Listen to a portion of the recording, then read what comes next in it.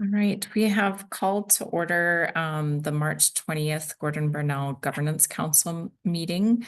Our first order of business is to do a really quick roll call for the record, as well if there's any visitors who are interested in roles. So if everyone would quickly share their name and their affiliation, I'll go ahead and start. My name is Martha Hughes, and I am the Governance Council President.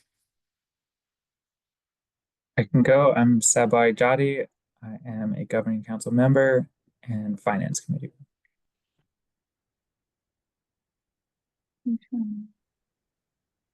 Hi, everybody. Not sure if you could see me, but Charmaine Carter here, and I am a council member.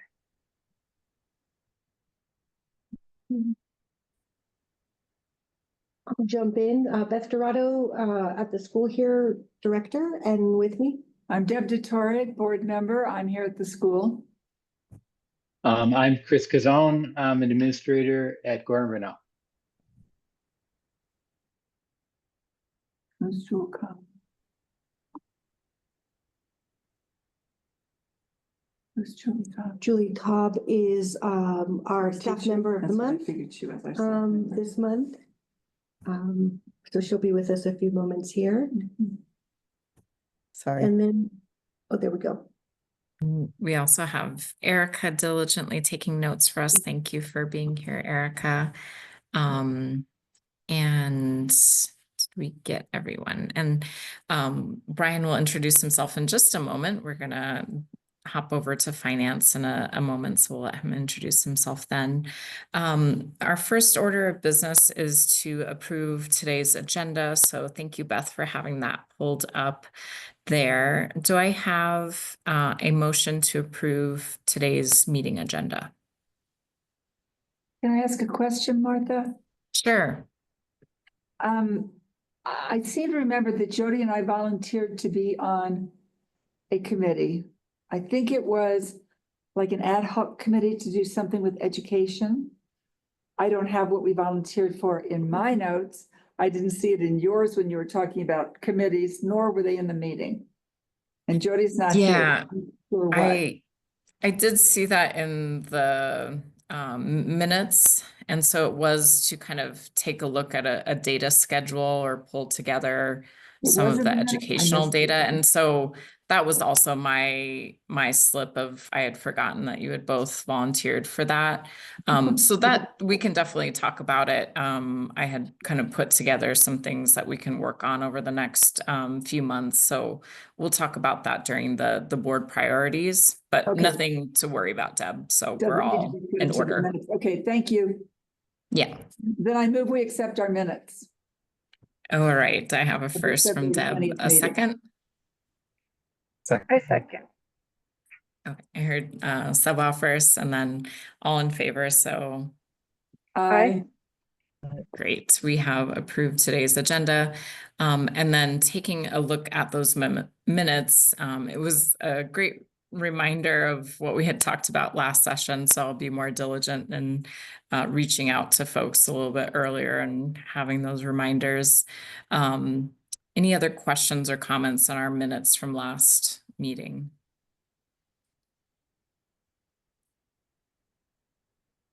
All right. Do I have a motion to approve February 2025's meeting minutes? Agenda. I motion to approve the last month's meeting minutes. Thank you, Charmaine. Do I have a second? I second. Thanks, Deb. All in favor? Aye. Great. And so we're going to go ahead and move over to the public comment section. I do not see that there are any like outside guests other than what we had planned around. So I'll pass it off to Beth to introduce our expected guest.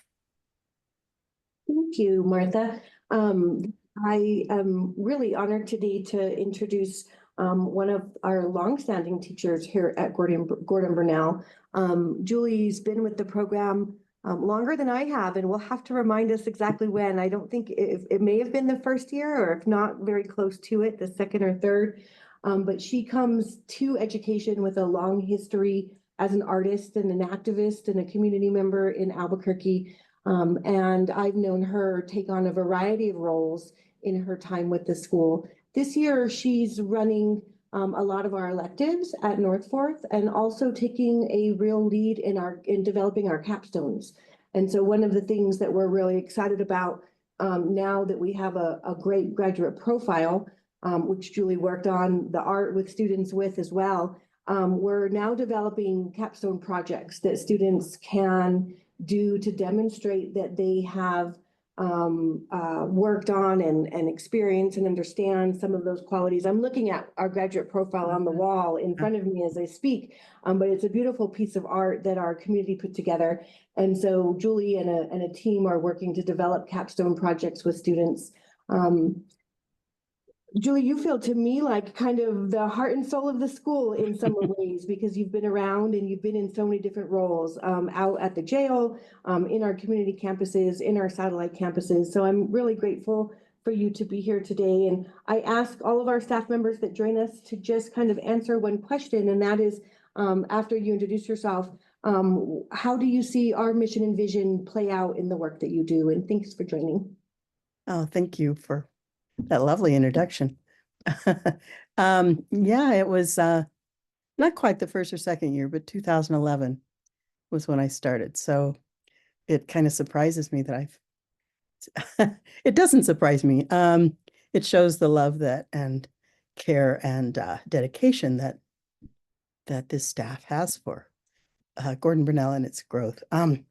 So as far as the mission and me seeing my role in it, I've seen Gordon Burnell grow in a variety of ways and grow up the last few years with Beth has been really amazing. So many new things. The career center that opened up last year is such a great example of that.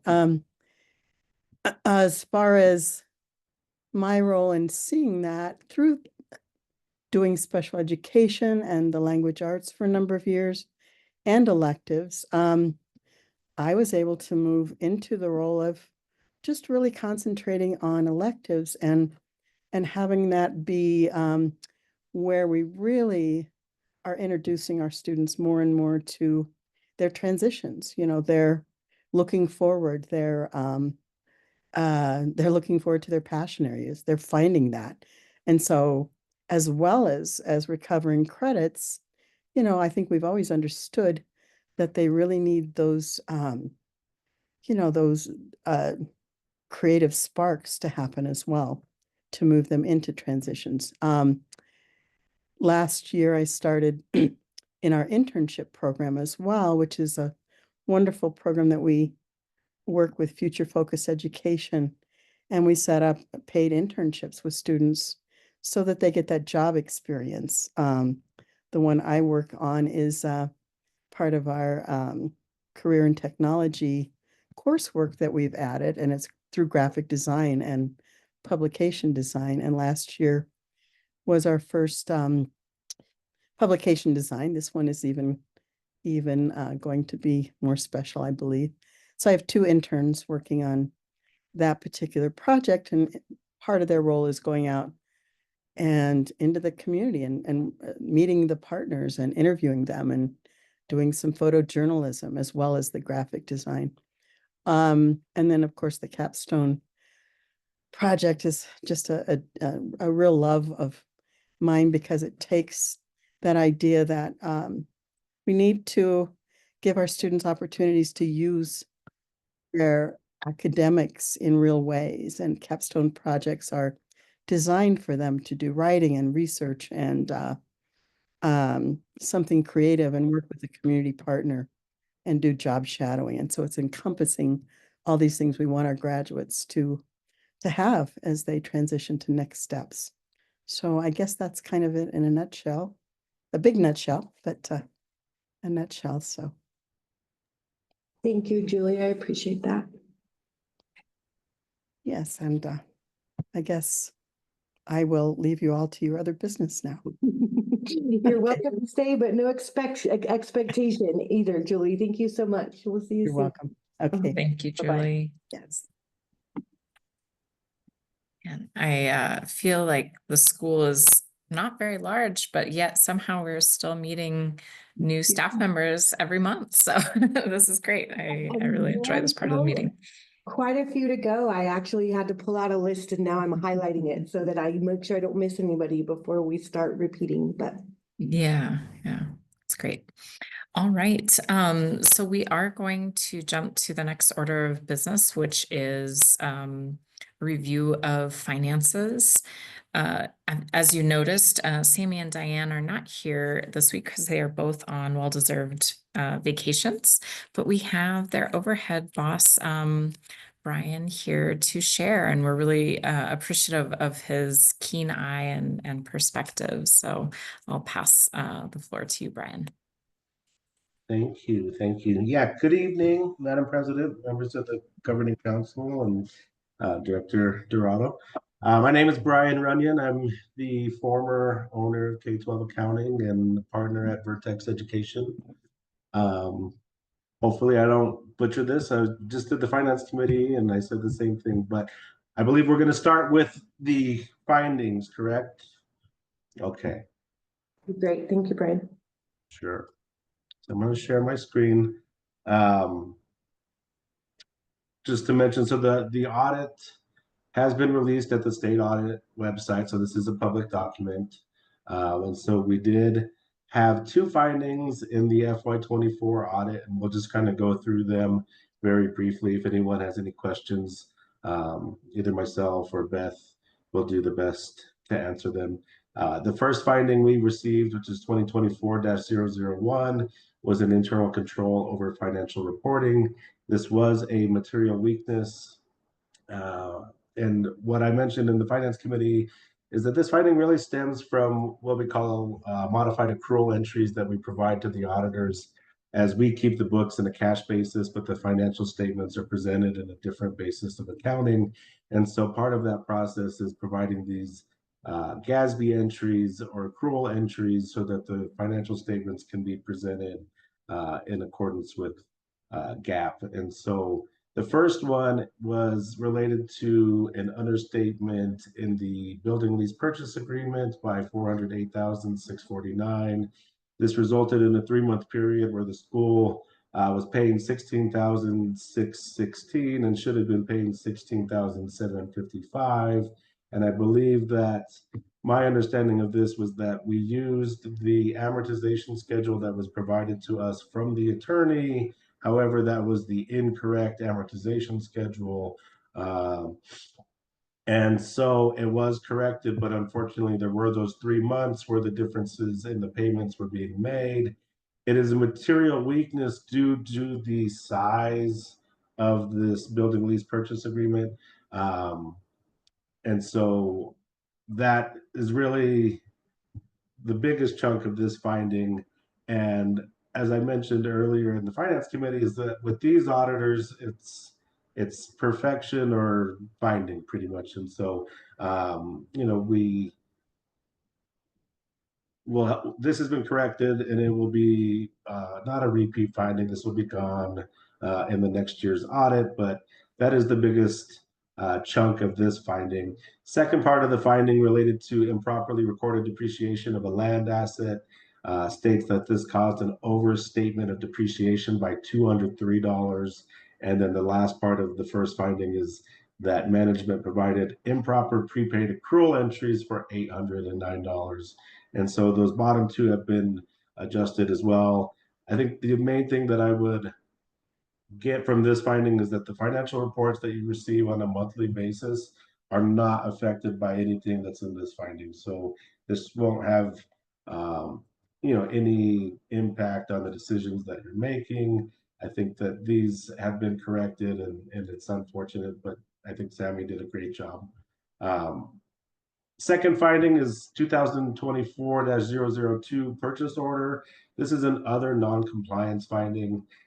In this instance, I think they noted an expenditure that exceeded the approved purchase order by $1,403. Sammy and I did discuss this during the audit, and what we found was that in our accounting system, AptiFund, there was an option selected that allowed purchases to be processed if they were within a set threshold of the purchase order. In this instance, I think it was if it was over 10% of the purchase order, it would still process the payment, because when Sammy first came to me with this finding, I questioned how that was even possible, because usually the system won't process anything if it's over the PO amount. But then as we dug further, we did note that this feature was turned on, and so it was turned off. And why it's in there, I have no idea. I don't know why anyone would ever want that feature in their system, but this has been corrected. And otherwise, it would have been caught in the moment, because the system would not have processed the payment, and we would have known that an increased PO was needed. So those are the two findings. I'm confident that all of these will be resolved in the FY25 audit. But does anyone have any questions regarding the findings that we received in FY24?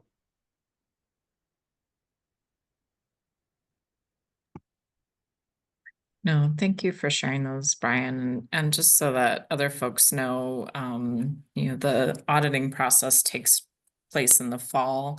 And that's when the finance/audit committee will meet with auditors to answer questions. And it is a really rigorous process, which is why these findings are there.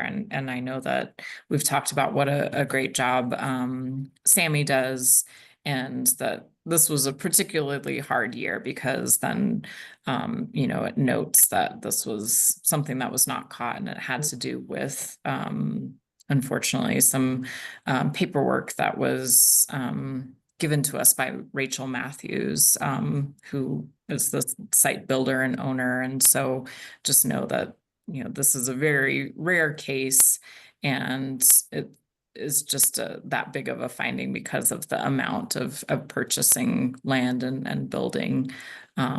So if there are any follow-up questions, please let us know and reach out, because I know that, the auditing process might be new to folks. But as Brian said too, these aren't things that we're worried about in the future. They were kind of one-time findings, and it also helps give us perspective of what to watch out for years to come as well. Yeah, the audit process is pretty brutal, and I see it as an employer of business managers that, it's hard. You put your blood, sweat, and tears into everything all year, and it just gets picked apart. But I mean, we're used to it, but this year was harder than normal, I feel like, just across the board. But to only have these two findings, to echo what you just said, I feel good, and Sammy's doing a great job. Thank you, Brian. So I'm gonna go ahead and jump right into the finance packet. That's okay? Okay, Sounds good. perfect. Okay, so here we have our financial update for the month of February. We have one bar. It is a transfer bar to operational. We can go down to that bar here, and transfer bar, just to kind of refresh. Transfer bar means you're moving budget out of one function and into another function. And so in this instance, we're reallocating budget in operational out of function 2600, operation of maintenance and plant, and reallocating that to function 3100, which is food service operations. And the amount of the bar is $2,842.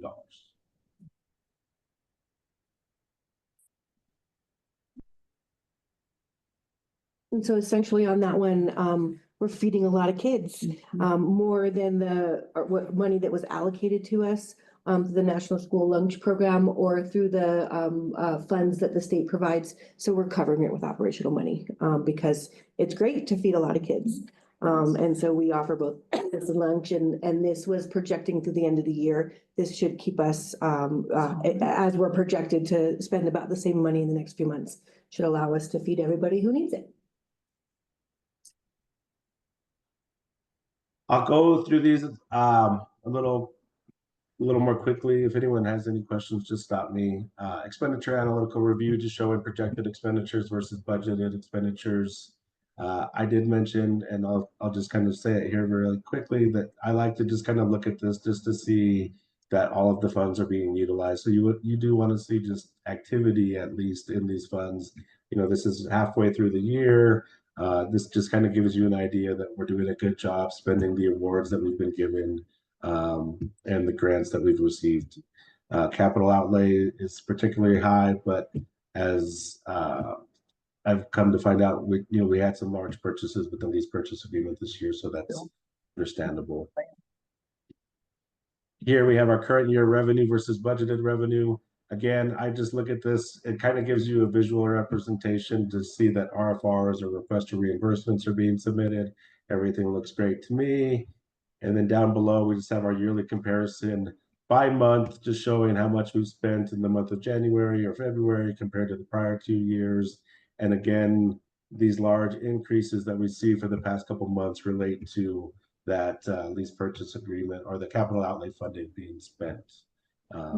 Everything looks fine. Again, just some more visual representations. This is all funds. 52% of all funds are being spent on compensation and benefits, 25% contract services, 4% supplies, all funds, 51% being spent on instruction and instruction support.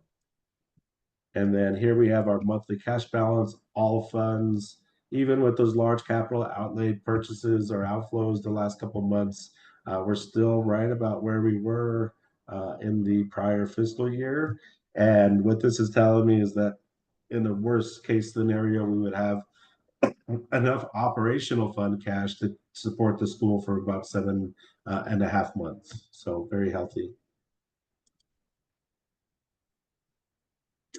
Budget analysis, this is just showing at the fund level, the budget versus actuals plus encumbrances, and then any resulting balance. It does look like Sammy left a note that she did see this 103% here, but it was due to the timing of the PO, and it looks like she's already corrected it.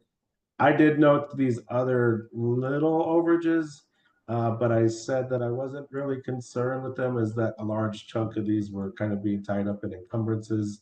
And so maybe a PO needs to be closed or something like that. So no red flags here. Check report. I'm just going to kind of skim through these.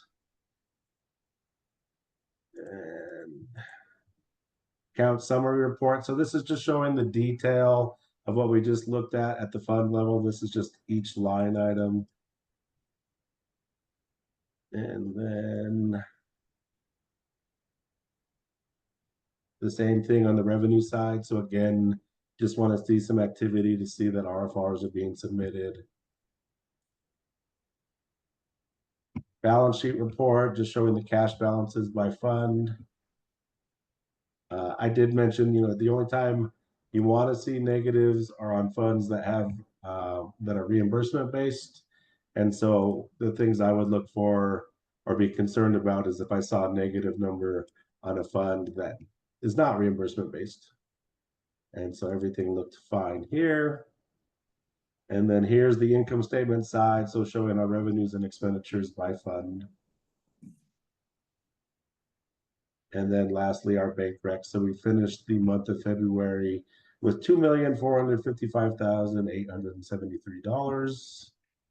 And we did look at the activity as well as the outstanding checks, which we noted only 3 that were from December. As this report was through February, everything looks up to date. Don't see any stale dated checks on here. And we did have 1 voided item on the bank rec. And then lastly, the bank statement itself. So you can see here that ending balance that we just looked at on the bank reconciliation itself. But with that, I will stand for any questions.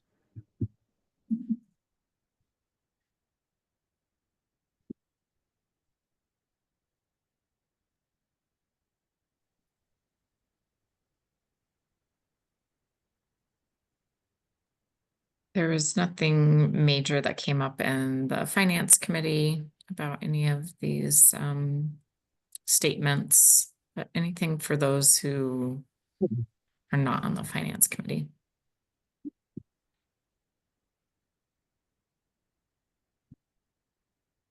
All right. Well, thank you so much for that comprehensive overview, Brian. Really appreciate you filling in and nice to meet you as well. All right, we're gonna skip down then to our action items related to finance.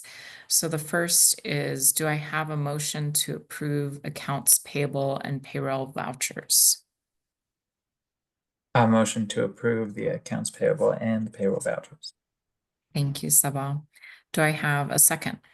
I'll second. Thank you, Deb. All in favor? Aye. Wonderful. We have approved the accounts payable and payroll vouchers. And next is, do I have a motion to approve the budget adjustment requests? I'll motion to approve the bars. Thank you, Sabah. Do I have a second? I'll second that. Oh, I think I heard Jody first, so thank you, Jody. And all in favor? Aye. So we have approved the bars. All right, so that's everything for today. Brian, thank you so much for joining us and looking forward to seeing you perhaps another time when Sammy's out. Yeah, thank you all. You all have a great night, and all of you can reach out to me at any time if you ever need to. I know Sammy does a great job, but thank you all. Sure, Brian, thank you. Thanks. Bye. Bye. All right. Any last questions on the audit for Beth? Because I know there's lots of internal things around that and want to make sure time is given to the audit. Okay. Then our next order of business is then to go towards compliance and policy. And so we do have a policy to review for this one, but let's see.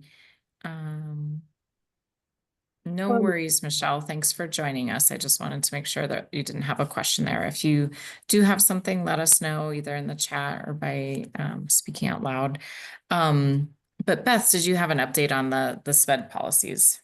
I'm actually going to ask that we table the SPED policies. Okay.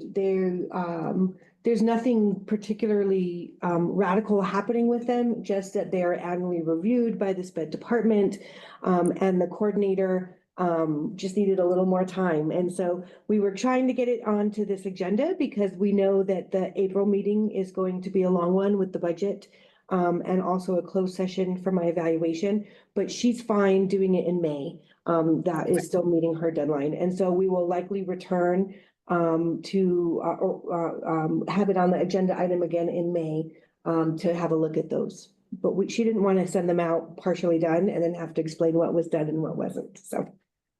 Okay, thanks, Beth. Do I have a motion to table the SPED policies update until the May Governance Council meeting? I motion to table the SPED meeting or the SPED updates until the May meeting. Thank you, Jody. Do I have a second? This is Michelle, and I'll second. Thank you, Michelle. All in favor? Aye. Aye. Great. All right. The SPED policy update has been tabled until the May meeting. So we look forward to reviewing those in a couple of months.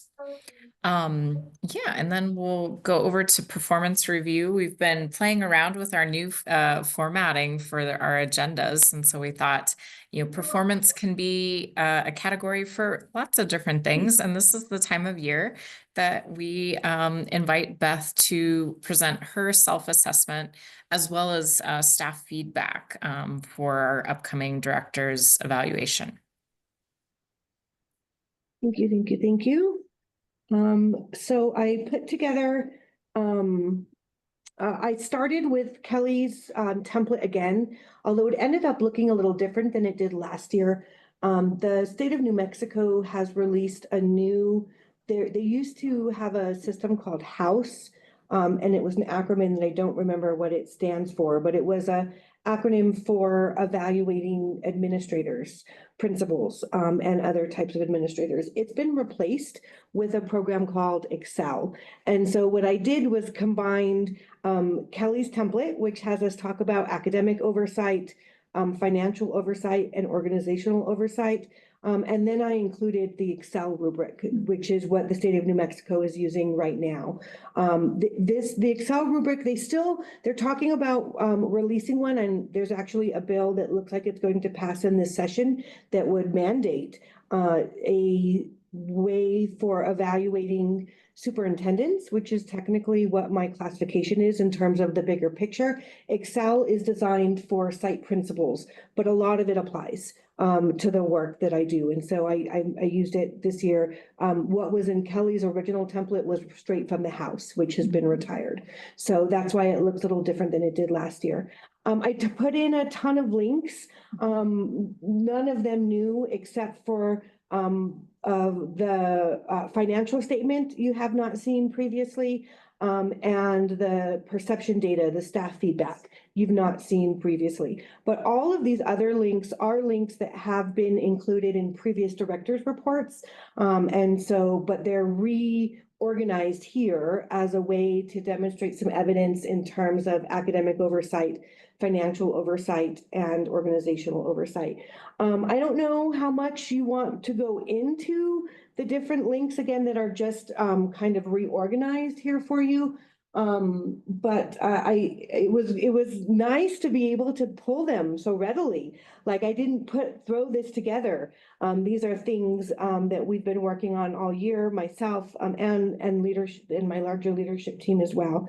But in the academic oversight section, I listed the data that comes from both PED Vistas, which is how the school is graded, evaluated at the state level.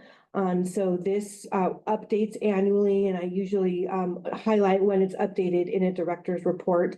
We actually went up like 1.5 points from the year prior.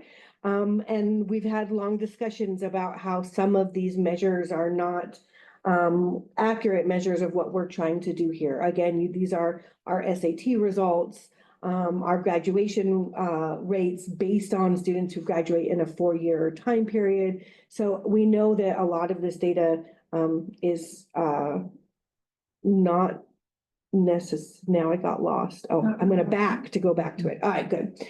So I linked that. I also put several documents around our school improvement and transformation monitoring. Again, because of our Vistas designation, we are in a monitoring stage. And so you can see our beginning of year report, which I've linked previously. It actually happened last year, but they're calling it the beginning of the year. Our middle of year report from that monitoring agency, I think was in last month's director's report. If not, it was in January's. No, it would have been in February's. And then I also included the response to that monitoring in all of the data that we looked at in the middle of the year visit from the PED. So again, none of that is new, but it kind of speaks to the work that we're doing and how we're being evaluated and monitored by PED.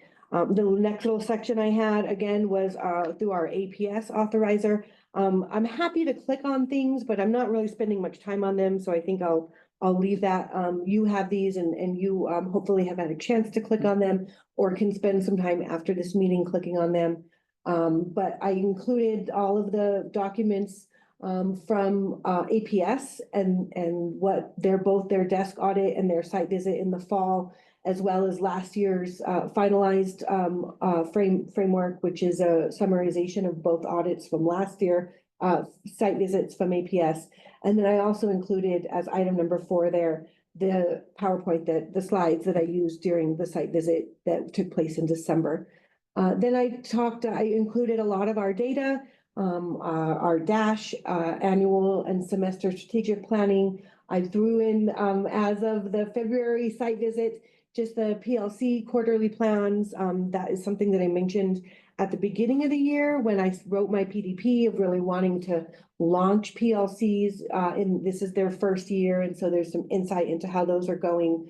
And then all of the data that we collect year over year for APS in terms of not only the state mandated assessments, but also internally, we hope to get students reading at the 9th grade level, and we hope to get students doing math at the 7th grade level, our internal benchmarks.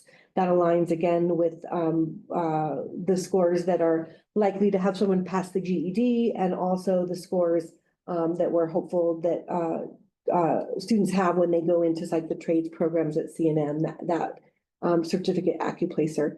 We also track number of students involved in career assessments and career experiences. We also track students, how many students are reaching their individualized learning plan goals, and how they're self-rating themselves on the things that they're engaged in. And then graduation rates in a variety of ways, and some data from our adult ed. Again, this is a chart that I often link to the director's report. It's the same chart that I use at every site visit with PED, but it's a good way to look at trends there.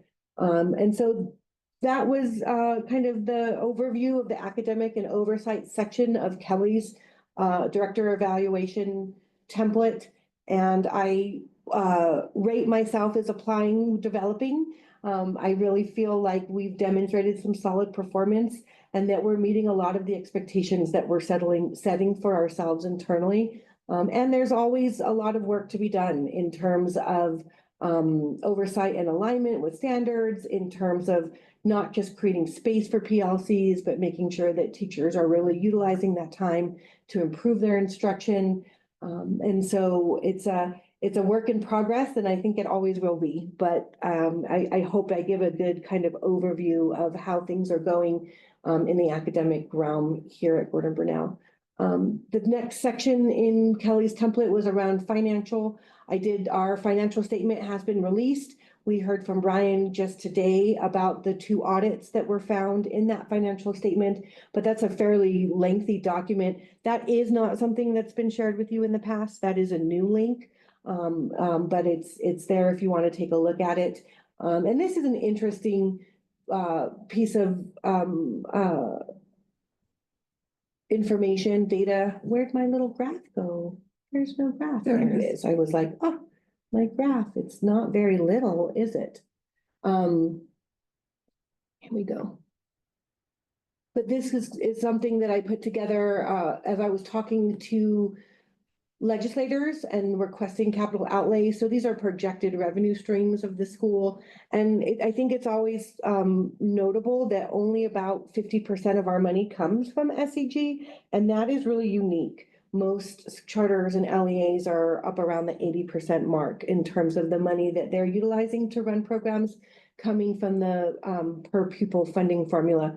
But we have a lot of other funding sources as well. And our capital outlay, while it skews a lot of our other financial documents, it's also going to skew this document in terms of taking up a big chunk of time there. This not directly related to my self-evaluation, but news that we got just yesterday in terms of this year's capital outlay. I went up to Santa Fe probably half a dozen times within the first couple of weeks of the session when capital outlay was still on the table. And we heard yesterday that I don't know how many people contributed. I don't know who contributed how much yet, though that data is yet to be shared. But Gordon Burnell is listed on the updated bill as likely to receive $935,000. So almost another million, which is really exciting. It means we will be able to put in our elevator here and really do some amazing things in the outdoor learning space next door. So that was what we asked for the money for, those 2 items, outdoor learning space and the elevator. The elevator, we do have several bids on that, and it comes to about $750,000. And then that leaves a couple $100,000 for the outdoor space. So super excited about that, and just wanted to share that really quickly. In our new version of the agenda, I probably should have done that in the finance section. version, but that's all right. We'll shout that out now because it's super exciting. So talking about the financial space, this is one of the things that was the biggest learning curve for me coming into the school. It's been on my professional development plan consistently since starting as the director, as really wanting to understand how the funding works and actively contributing to it. I did rate myself on the innovating applying side of this one. And I feel really strongly that the money that we do receive, we use in alignment with our mission. And so super proud of that work. And then the last section in Kelly's template for self-evaluating or evaluating the director in general, this is just my version of the self-evaluation side, was around organizational work. As we've talked multiple times, we are continuing to try to get kind of institutional knowledge out of people's memory and onto paper. And so you've seen this document a couple of times. This is all of the resolutions and policies that the board has passed.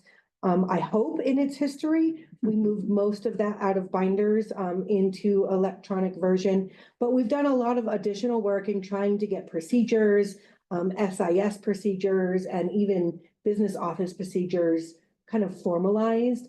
The hope is that all of this will eventually comprise of an operational manual, which is really important for an organization to have.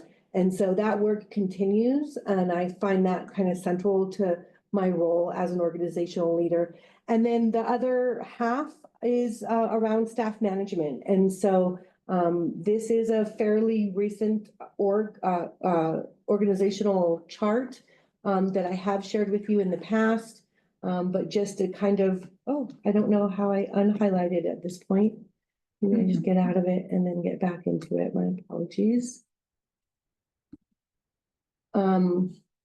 Just a kind of reminder that in terms of supervision, I have weekly meetings and do PDPs and evaluations for these people kind of along the top line. So Ani Salas, who runs our adult ed program, Chris Pauls, who runs the high school at Northforth, Chris Cazone, who really administers both the high school and adult ed out at NDC, Sarah, who works with all of our amazing contractors, is directly under me, as is Denise Harmon and Ingrid Montoya. They both run kind of supplemental programs.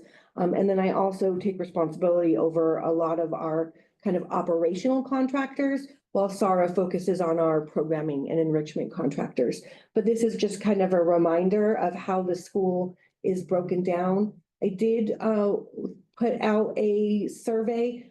Staff only had a week to answer, and so that's not a lot of time, but I put it in the Monday morning message last Monday before spring break, and then I did ask both Chris and Ani to kind of nudge their staff in their own ways and get as many people as we could participate. We did end up with 23 staff members responding. And so I included the raw data for you. This is really the only way to read the comments. There was 2 open-ended questions around strengths and areas of improvement. And so I'll summarize those in a minute, but you also have the ability to look at them in the way they were submitted.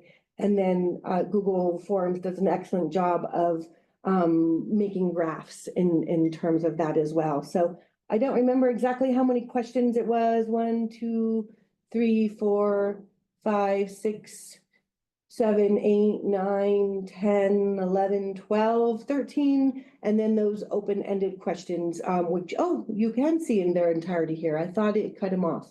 Probably didn't need that other link, but that's what I get for not looking at it very closely. I felt very honored to look at these. There are 8 staff members who did not respond within the week that it was provided.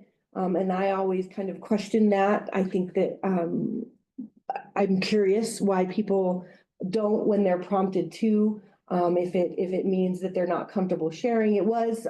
I did not collect names or email addresses, so it could be anonymous. and all the same, we only have about 2/3 of staff reporting with only a week to do so. So, but I read into it a little bit, sometimes more than I need to. But those that did, responded fairly favorably.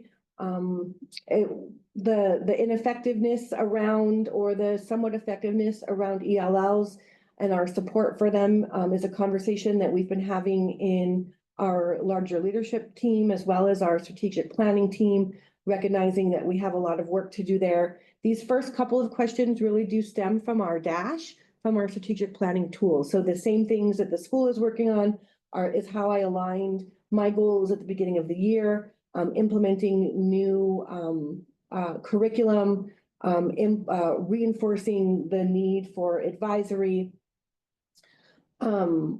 looking at our new science curriculum, and supporting our English language learners.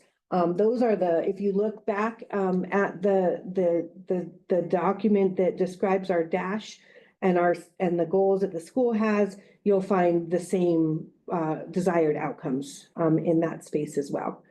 I'm jumping all over the place. But I then just asked some finance questions as well, in terms of how people feel we're spending the money. I asked some questions about how people feel about supporting leadership growth within the organization. So asking staff members to take on expanded leadership. Chris and Chris are both doing more and more with every quarter that passes. And we also introduced PLC facilitators this year. And so lots of different ways for staff members to work on leadership skills and to facilitate professional learning for themselves and their colleagues. PLCs, it is a challenge and something that I'm up to. We've been talking a lot about how to really make that a useful space. People feeling like they have shared voice and collaboration. Not everybody feels that they do. And so in looking at these graphs and also at the comments, it's interesting to kind of go through the process of myself of accepting feedback. It's something that we work on, not only giving, but accepting. And there was moments where I was like, well, and then I was like, okay, well, let's stop and think about this. And I've read through the open-ended questions several times, and really appreciate that when things ruffle our feathers, it's probably because there's a good portion of truth in them. And so thinking about how to make sure that every person feels like their voice is heard, how to make sure that every person feels like they have an opportunity to speak with me and to be heard by me, is important to me. And so I am reflecting on that. I feel like I over communicate. I have Monday morning messages. I have committees for everything, but some people aren't feeling as included. And so that's important feedback for me as well. And similarly, there are people who don't feel like it's a positive and inclusive school culture. And that is overwhelmingly, people feel like it is, but it's always the outliers that draw my attention. And so I've been reflecting on that as well. And then there's, again, some other questions about professional growth and about, I skipped one. Oh, about my ability to make fair and informed decisions that support people. And then there are the comments down at the bottom. And so it was an interesting thing to do. It was, again, kind of the second year that I've done a survey like this. And it's in response to Kelly's suggestions of how to kind of prepare for these evaluations. I also look forward to something that I've done every year, and that is to spend time with each staff member at the end of the year and just listen. And so that's been really helpful in terms of getting feedback for me, not just in this kind of anonymous survey way, but also just kind of face to face. What have I missed this year? And what didn't you get a chance to say? So I do that typically the last week of school, and I'm looking forward to that as well. I graded myself in the applying, developing section of this area. I know it can't be perfect, but I certainly don't want people to feel that they're not included, a part of a positive team, or don't have a shared voice. And then, as I explained, I use the the newly released Excel rubric, which if you want a little bit more information, I included a link and it'll take you to the PED talking about how they developed this rubric and all the great things in it. It is fairly comprehensive. Both Chris Pauls and Chris Cazone are using the same rubric to self-evaluate themselves this year and create goals. And I'll be using it with their evaluation at the end of the year as well. Again, it is kind of focused on site leadership as a principal and doesn't get all of those larger kind of district pieces, but it does have quite a bit of information. I won't go through it link by link, but I'm happy to, it was provided to you on Monday, and I'm happy to take questions or discuss anything else about this. Looking at, I don't have it pulled up, but looking at our kind of calendar of events, this month is my self-evaluation. The April meeting is when a committee and a larger board will go into closed session and actually hold my evaluation. This is just my self-evaluation. And then Sammy will have a contract ready in the May meeting for consideration. And so I don't know, I'm happy to take questions or talk about anything else that maybe I didn't speak enough about.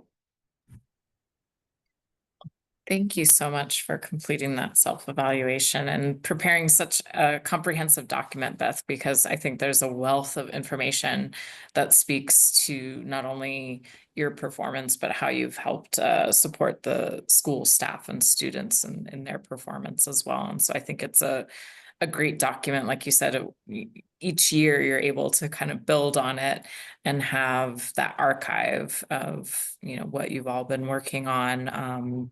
And so I think a tremendous amount of work went into that, and it'll be very helpful as the evaluation committee gets together. So it will be Charmaine, Jody, and I who will meet before our April meeting to really look into your self-evaluation in depth, look over the staff survey, talk about our filling out our own form that Kelly has provided to prepare for our kind of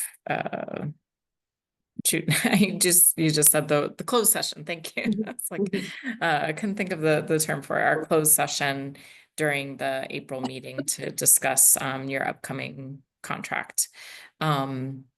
Just so folks know, we do have quite a bit that will be on the agenda for the April session. So just kind of be prepared for that. It might be a little bit longer than usual, but we'll try to kind of still speed things along as best we can.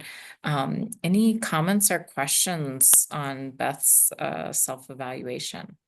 I know we'll still have next month to fully comment on it, but anything for now? My initial comment was that those were some powerful observations that Beth has made, some internal observations that Beth has made, and that, like one of the points that you made, Beth, about, when our feathers are ruffled, that, there's reasons around that. There's reasons for why we're reacting in that way. That was just a really powerful observation. Thank you, Julie. For sharing that. Yeah, I just wanted to thank you, Beth, for putting in all those graphs of the people's comments and feedback. I think that's a tough thing to do for sure, and I really admire if you're doing it. And there was a ton of blue on that, I would say, overall. So yeah, I think you're doing a great job. Thank you. Tremendous work, and that's evident in how the students are performing and think and speak about the school, as well as the staff and the wider community. Like you shared that great news around capital outlay, and so it's definitely the vision of the school is getting out there to folks. All right, we will I will send an email to Charmaine and Jody about when figuring out times for us best to meet. It'll be a fairly brief meeting for us to fill out the evaluation together and kind of dive into Beth's self-evaluation, and then we'll discuss in the closed session in April, and then have the contract to approve in May. All right, so then coming up on our board priorities, just a real quick revisit of our SMART goals, kind of looking forward. We were talking about creating a board orientation guide, and that is something that I've created a folder and have started putting some shortcuts, linking some documents to.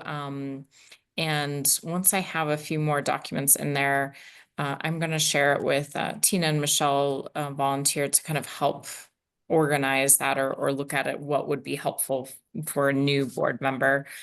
So that is in the works. It is in our board resources folder. That's a folder that Beth has shared. If you'd like me, I can share kind of where stuff is for the moment. Beth, if you'd like me to share my screen real quick. All right, so I find that the easiest, just for folks, if you are trying to navigate around Google Drive, I typically go to shared with me, and that's where I find the folders and documents that Beth has shared with the board. And so, you know, it's in the wider folder of Governance Council board files, lots of documents here. Thank you again, Beth, for helping to get those all organized and documented. Like you said, there were a lot of paper documents, and now we've digitized them, or kind of recording the history there. Information about the board members, but then here is our board resources folder. And so that's where we can find a lot of the information. And this is where we're currently doing a little bit of organizational work. You may notice that Beth already had a folder for her like new board member kind of orientation that she does at the school. It's kind of considered part of the hours of our new board member training, you know, so that's always a resource. I've actually linked that into what we're calling kind of the orientation folder, because a lot of the essential basic information about the school and about serving on the board is within that training. And so my idea is to make sure we just have copies or links to our most important documents in this folder, and have kind of a document that will have links, that kind of a one pager, you know, what would someone need to read to get started on the board. And so that's in progress over the next couple of months. And again, I'll once I have a few more of the documents in there and kind of a draft of a one pager, then I'll invite Michelle and Tina to take a look and give their 2 cents on what would be helpful, what we should change and update. And then we'll bring that to the entire board as well for other folks' ideas. So that's in the works. Another area that we talked about, and this is going back to your point, Deb, around educational data review, and the fact that I think what we were looking for is more of how do we understand what data we do have and what its meaning is, how can we access that data more regularly and have a shared understanding. And so part of what we were thinking over the next month is that we can kind of compile some of those documents. I think actually Beth's self-evaluation compiles a lot of what we were looking for anyway. Yeah, so we can definitely rely on that document for links and just kind of, you know, put it into a new folder or kind of one pager as well for us to reference, because she did a lot of that work there for us. Another thing is kind of having a data review schedule that was on our SMART goals.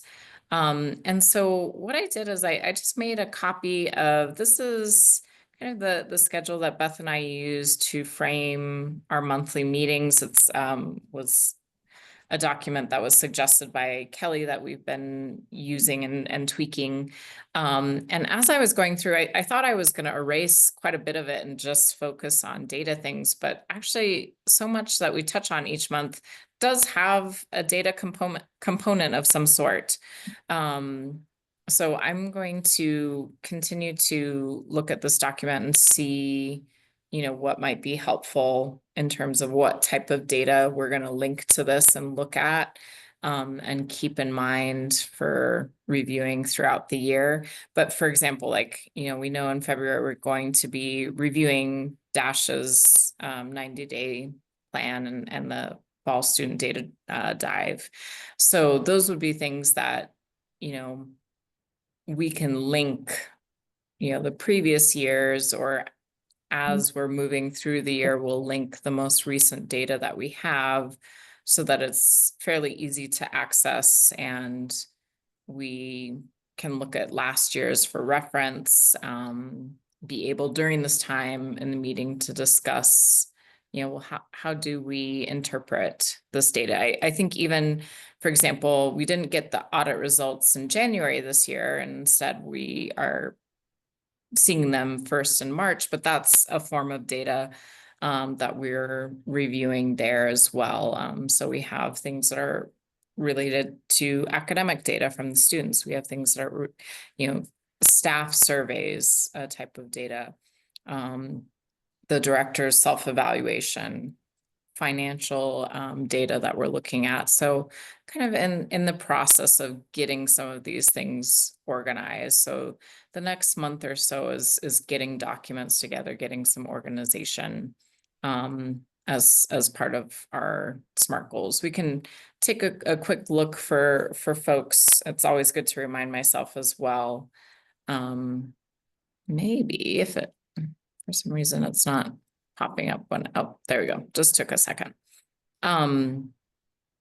You know, so one of the big things is we're continuing this 30-30-30 agenda, which is like what we're doing right now. And so this is what I'll email you about, Jody and Deb, is that I'll start linking things to a data overview doc. A lot of it's already in the self-evaluation, thinking about, you know,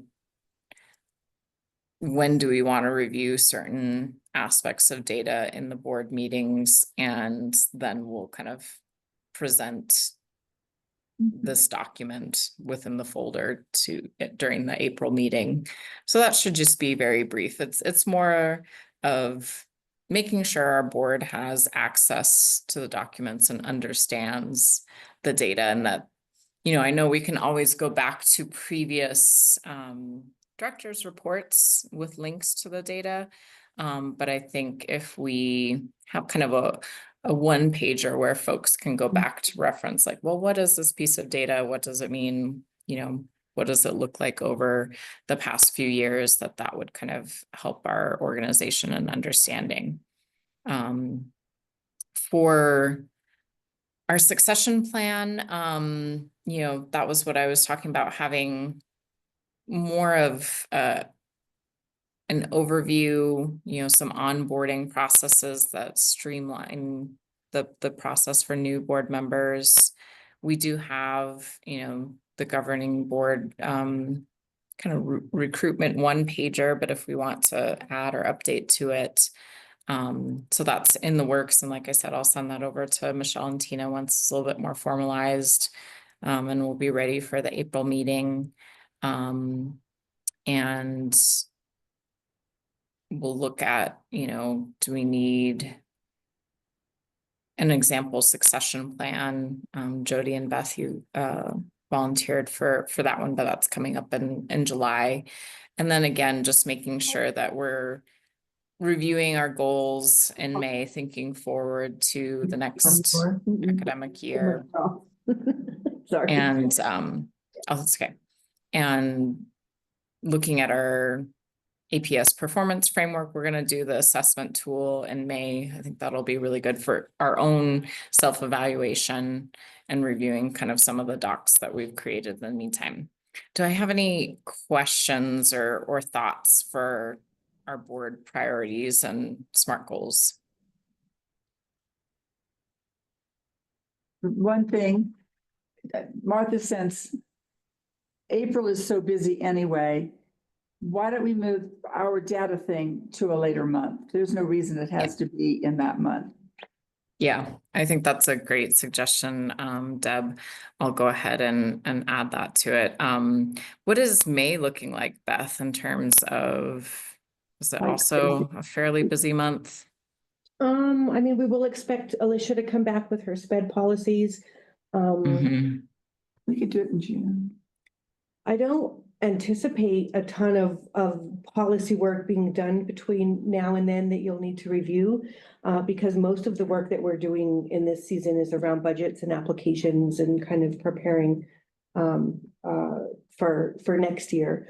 So I don't anticipate May being April is the big one, because April is Yep. when Sammy will present the projected budget Mhm. for SY6. And my evaluation falls on that month as well. And then May, my contract shouldn't take a long time. And then the SPED policies. So there should be time in May for some of the board work to be presented or worked on. And between now and then, if we need you, do you have time to? give it to- Absolutely. Okay. Absolutely. Yeah, and I'm gonna do the same for like the board recruitment and retention tools, kind of a onboarding folder. So I'm gonna also bump that out to May. Yeah, and I appreciate the feedback, Deb, because we just did kind of a general guess of when we might want to start working on things and how it would fit in. So we can definitely make amendments to that. So that gives us a little bit more time. I'll be working on some of those things on the back end and reach out to folks.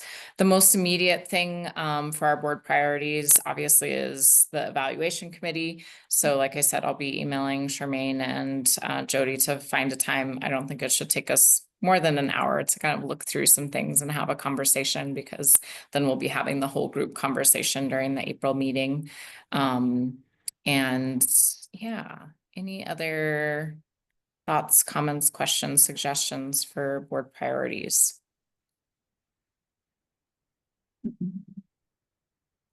Okay. Thank you, Great. Martha, for all the work you've done on this. Yeah, it was very minimal. Unfortunately, it's often like, oh yeah, I need the board meeting is coming up. We need to address that, but that's part of the advantage of having SMART goals. It helps keep us accountable, myself very much included. All right. And we've tabled, do we also have to specifically table our action item for approval of SPED policies, Beth? I think we did. We did. Well, we tabled like the discussion of it, but do we table like the approval, or is that all included, would you say? I think it's all included, but if you want to officially table the action item, it wouldn't hurt. But I think that's what we did. So I think Okay. we're Martha. Yeah, I thought So we're good there. Table it. Mhm. Okay. Yeah, our April 17th board meeting is coming up quick. I was just looking at my calendar and thinking, how is it already almost April? It will be a little bit lengthier. Please let us know if there's a quorum. I know that Beth and staff appreciates the advance notice, so thank you for replying to those emails. I did send out the information around committee membership. So I really appreciate those who have reached out to me about being on a committee. I know board meetings are already a big chunk of time. And so there are a few committees that just very little time commitment.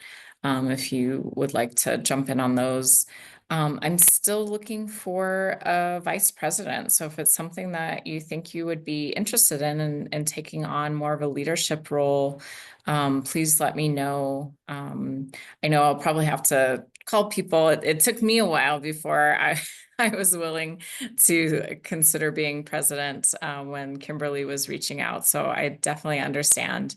It's just keeping in mind that there will be a couple of us who will be reaching our 4th year of service this coming fall and into the kind of the spring. And per our bylaws, we can only serve 5 years unless the council decides to vote for extending that period. So just keeping that in mind, like it would be my preference to help onboard someone as a vice president for a year, or, you know, a good chunk of a year before they take on the presidency, as well as just to have a little backup. I know that I'm going on vacation in June and might need a little bit of help covering the meeting for our June meeting. So just kind of some things coming up on the horizon. So definitely reach out if you're curious or interested. One of the things that we can work on in the future as well is we're gonna review our bylaws with the checklist that Kelly provided us. So that'll be another thing that'll really help our accountability and make sure things are in order. I know that we amended those toward the end of 2023. Always good to revisit. Shouldn't need a lot of work. We're just gonna double check that we have things in there that are needed.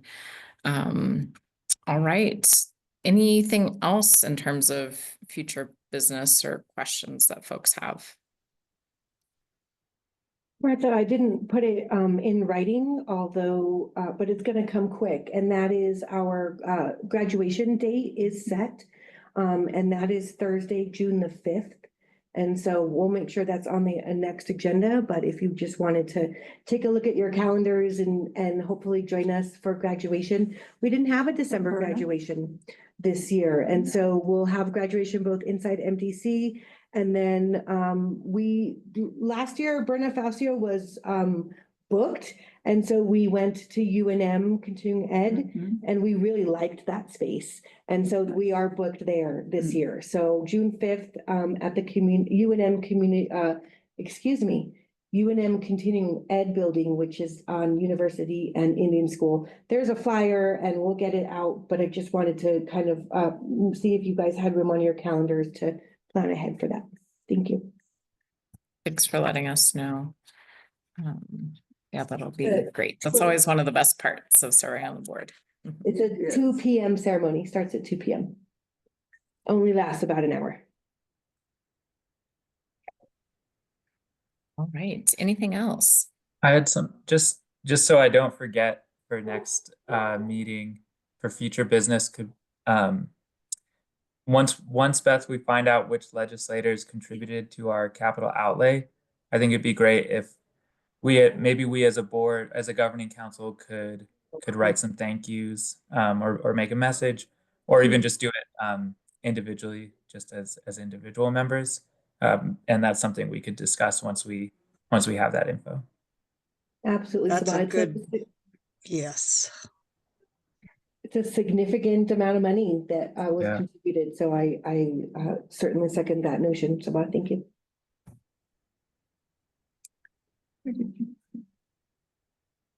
All right. Well, look at us. It's still fairly early, so I appreciate everyone's time, energy, passion. Really appreciate you all, and especially you, Beth, in light of your recent self-evaluation. You're doing wonderful, wonderful work, as well as the shared leadership. I think that was really present for me this year as well. So all of your staff taking active roles and helping to support school and students alike. All right, do I have a motion to conclude the March 20th Gordon Bernal Governance Council meeting? Adjourn. I have trouble remembering that, to adjourn. Thank you, Deb. Do I have a move we second? adjourn the meeting. This is Michelle and I'll second. The Thank you, next meeting, I'll Michelle. either be there, I'll have my camera, and my phone will not be in airplane mode, and I don't realize it. No worries. Appreciate that. All right, all in favor? Aye. Aye. All right. The March 20th Gordon Burnell Governance Council meeting has adjourned at 5:17 p.m. Thank you all. Have a great afternoon. We'll see you next month. Thank you.